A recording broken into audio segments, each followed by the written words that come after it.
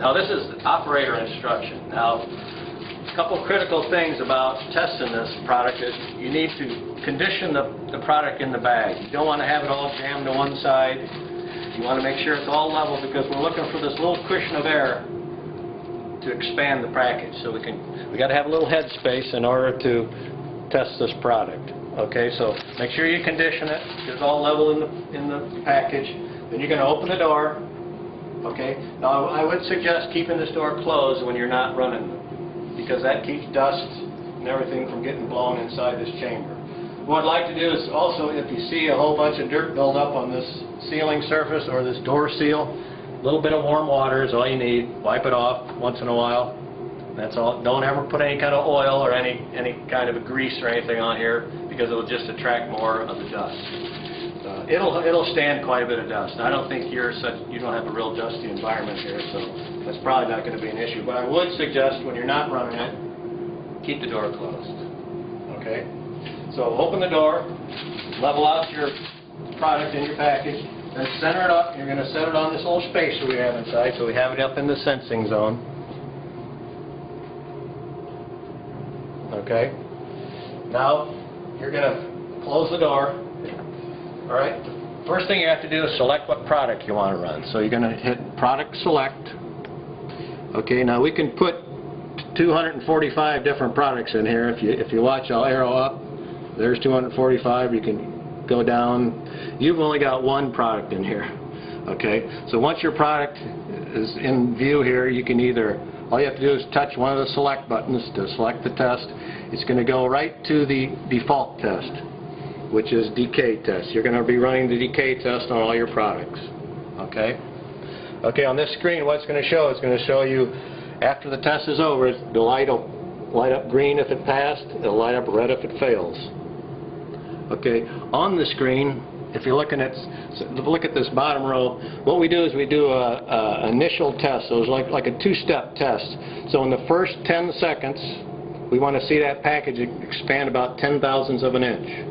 Okay, after it does that, it automatically jumps to the final, so it's going to go up to 100 inches of water vacuum on the gauge here, and then we're going to hold it at that position for the next 15 seconds, and if that package does not decay 10 thousandths or 10% within the next 15 seconds, then we pass it.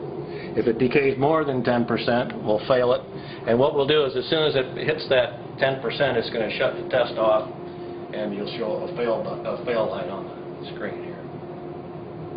Okay.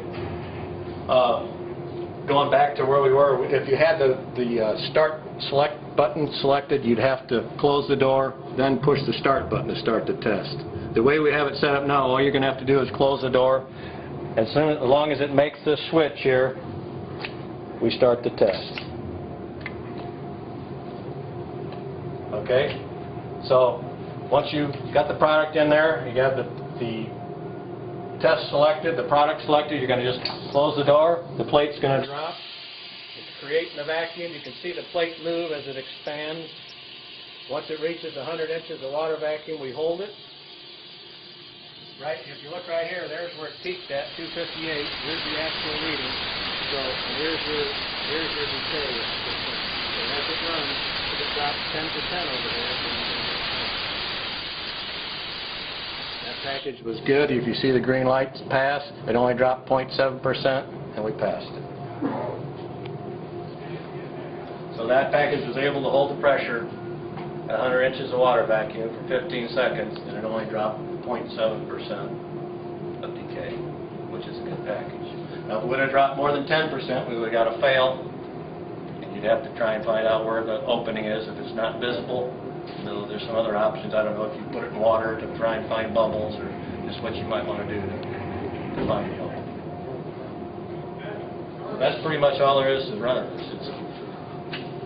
Once your product's selected, level the product in the package, set it on top of the plate, center it up into the chamber as close as you can, shut the door, you'll see the plate drop, the vacuum comes on, and the test starts.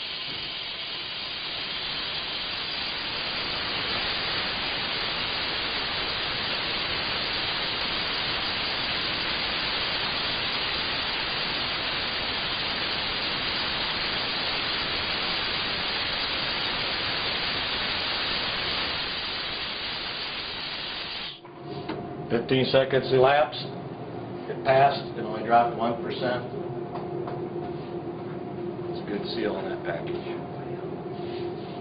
Another thing I too want to stress too is when we do put this in here, make sure your side seam is at the top. We want the side seam on the top, not on the bottom. We don't want it this way. We want the side seam on top.